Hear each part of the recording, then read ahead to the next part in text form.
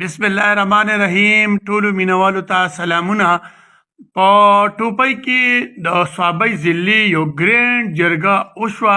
چې په دې ګرینډ جرګه کې ډېر د علاقې غټ غټ مشرانو پکې شرکت وکړ. ډسټرکټ اصلاحي جرګې پکې شرکت وکړ، د ټوپۍ جرګې پکې شرکت وکړ، د ګندب جرګې پکې وکړ، د صوابۍ پکې وکړ، د ډي آر سی والو پکې د ټوپۍ جرګه پکې وکړه، د بټاکړې، د مینۍ، د کوټې، ملکي آباد، د بیسک، دغه ټولو جرګو مشران پکې شرکت وکړ. د صوابۍ ډسټرکټ اصلاحي جرګه چې وه هغې هم پکې شرکت وکړ. دې جرګې ته ثواب ګل، د ډي آر سی چیرمین افسر خان، د اصلاحي جرګې ټوپۍ صدر فضل خالق، سابقه وزیر غفور خان جدون، امت خان جدون، علي خان جدون، فیض الحیات تحصیل چیرمین رحیم جدون، عتیق خان، نور الله غازی، ایڈیشنل ډپټي کمشنر محمد علي شاه، اے سی ټوپۍ عدنان ممتاز او ډي ایس پي ټوپۍ محمد اجاز نه علاوه نورو مشرانو هم خطاب وکړ. مقامي مشرانو دا زیاته کړه چې په یو میاشت کې دننه د افغان مهاجر کیمپ ګندب وي، که شملو کیمپ وي، که برکۍ کیمپ وي، دا د فوري طور په 10 ورځو کې دننه خالي کړی شي او دغه ځمکه د خپل مقامي خلکو ته حواله کړی شي. ولې چې دا ځمکه نه د حکومت ته او نه د بل چا ده، بلکې دا د خلکو ده. حکومت والا نه معاوضه ورکوي او دغه خلک یې په دی باندې د پاسه کینولی دی. نو دی دا وایي چې زمونږ زرعي ځمکې تباه او بربادې کړي، پاخه کورونه پکې جوړ کړل، یو کابلي پکې چې کوم دی نو په 100 کنالو کې کورونه جوړ کړي دي. دې سره زمونږ چې کوم دی نو روزګار ختم شو، کاروبار ختم شو، په جرایمو کې اضافه وشوه. 40 کاله موږ په اوږو باندې دغه کابلیان کینول، ولې هغوی د چا خبره نه مني. هغوی چې کوم دی نو که څوک خپلو پټو ته ځي نو ورپسې ښځې راولي، ماشومان ورپسې الوګانې وباسي. نو 40 کاله موږ د دی خدمت وکړو، نور موږ حالات چې کوم دی نو د دی نشو برداشت کولی. کابلیان دې د غیرت مظاهره وکړي، خپل وطن ته دې ځي. دی چې کوم دی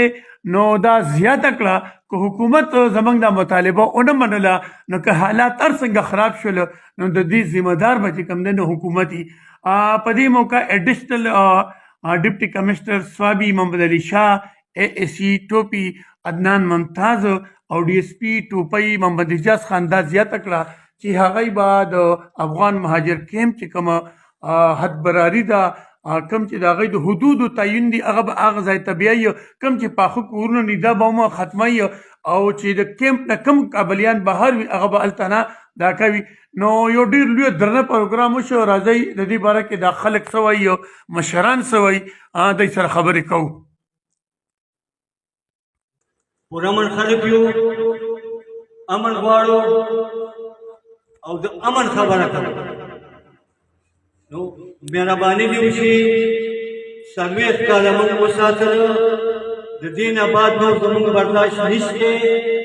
دی که اټک ته لېږئ او که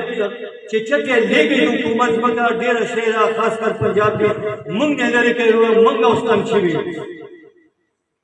موږ د دې سټیج نه دا زموږ لومړی پروګرام دی. که چېرې له 20 میاشت کې سپراسس وشو، 2 میاشتو کې سپراسس وشو، خو ټیک ده. که نه نو د ګندب جرګه، د ګندب کلی، د ټوپۍ جرګه، د ټوپۍ کلی، د عثمان قامي جرګه، موږ به بیا پلان بي باندې عمل کوو چې هغه هر څه کېږي. د هغې به بیا انتظامیه په خپله ذمه نور څه نه وه،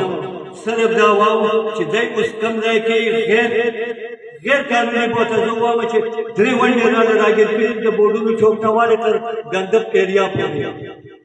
نو کم از کم موږ له خو چې معاوضه واخلئ که نه، پسونه خو نشته، د هغې معاوضه خو له مقرر کړئ که نه. موږ دا جړه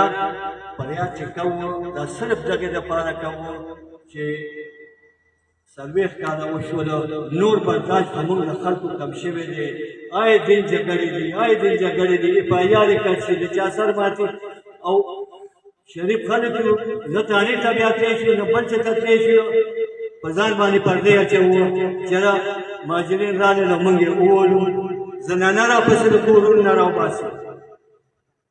که چېرې اے سی صاحب یا ډي ایس پي صاحب یا څوک هم وزټ کول غواړئ زه به تاسو ته بوځم وبه ګورم چې خلک دیوالونه ځان له وخېږئ دیوالونه ته یې وغورځئ چې مالک راشي وایي دا ماشومانو کړي سړی چپ پاتې شي ما صحابه کې یو جرګه وشوه اصلاحي او هغوی په دې باندې متفق شو چې مونږه یو اهمه فیصله یو اهمه مسله مونږ ته د مهاجرینو راپېښه ده او په دې باندې مونږ یو خپله ګرینډ جرګه د ډسټرکټ په سطح باندې دا کوو ملګرو دا د ډسټرکټ په سطح ده دې کې تقریبا د ټولو تحصیلونو نمایندګي شته او مشران دي دا هغه کریم خلک دی چې کوم د جرګو مشران دي دا دې کې عام خلک موږ نه رابللې صرف دوه درې کسان چې د کلو مشران کم دي دا هغه راغلي دي او دلته به هر سړی خپل خیالات اظهار کوي موږ د کمشنرۍ ډي اے شفیق خان ته ویلو چې راشه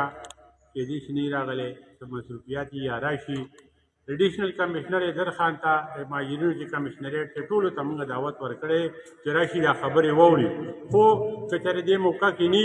نو انشاءالله چې دا زموږ ړومبی پروګرام دی موږ به بیا هم راغواړو بیا به هم راغواړو موږ به دا خپلې مسلې هغوی ته وړاندې کوو او انشاءالله دا به موږ زموږ کوشش دا دی چې دا موږ په ښه توګه باندې دا مسله حل کړو زموږ 1 پوینټ ایجنډا ده 1 پوینټ ایجنډا زموږ دا ده چې افغان مهاجرین دې د دې ځای نه منتقل کړی شي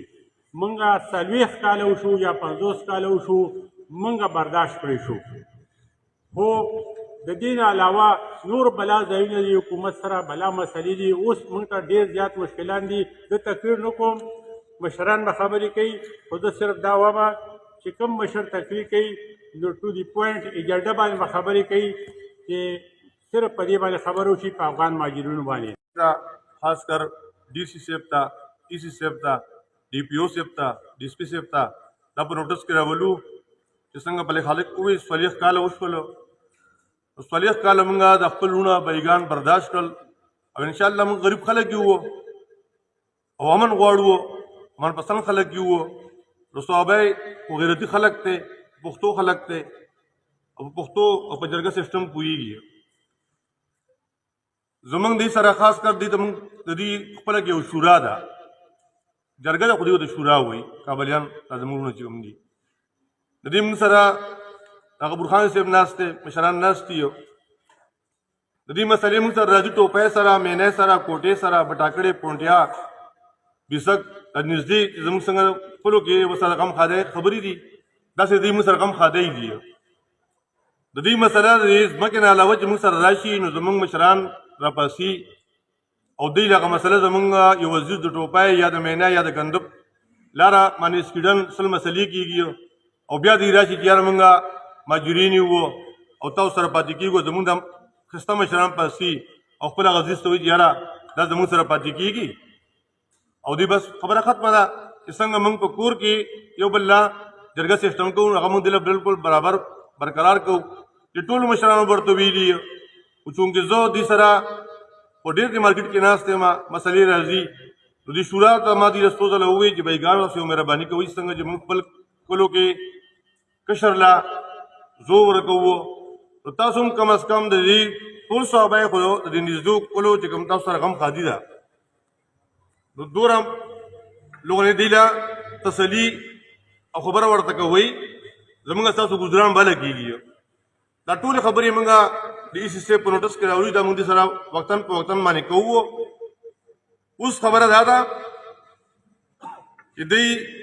لس کناله پټې سار کړ دې نو ځمکه چې څنګه په خالق وین دا د غندب او د عثمان د ټوپای خلکو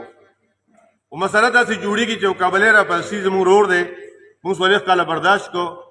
هغه زما روړ غندب والا سره ټوپای سره اخلي نو موږ دغه نه ای سی D C په نوټس کې راولو چې موږ مشران چونکې دی نه یریږو چې کابلې زما روړ دی او ما 40 کاله برداشت کو او هغه ما سره را پسې